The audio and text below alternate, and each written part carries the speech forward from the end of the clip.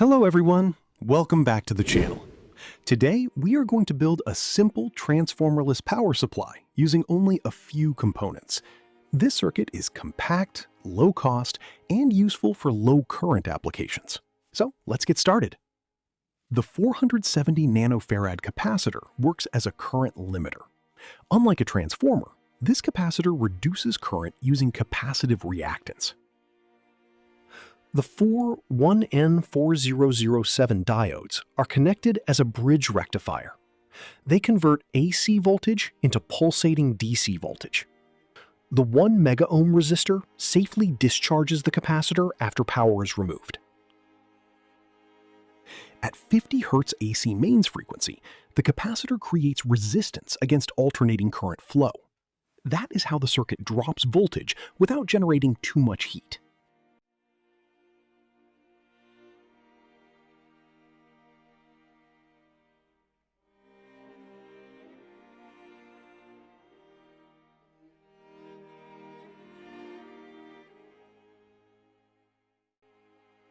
The electrolytic capacitor smooths the pulsating DC voltage and reduces ripple.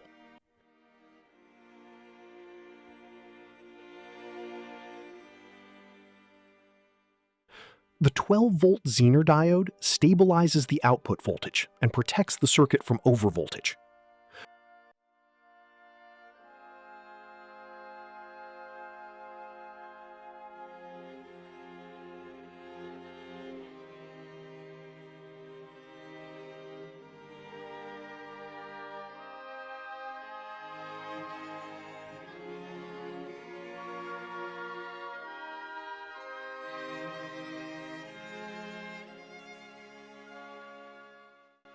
This circuit is not isolated from mains electricity.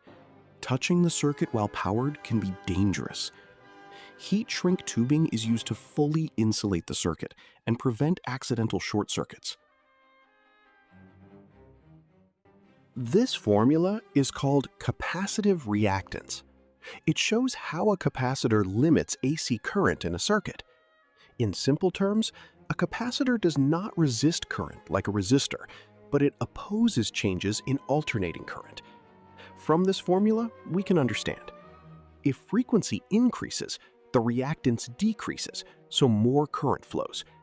If capacitance increases, the reactance also decreases, so again, more current flows. So a larger capacitor allows more AC current to pass through the circuit.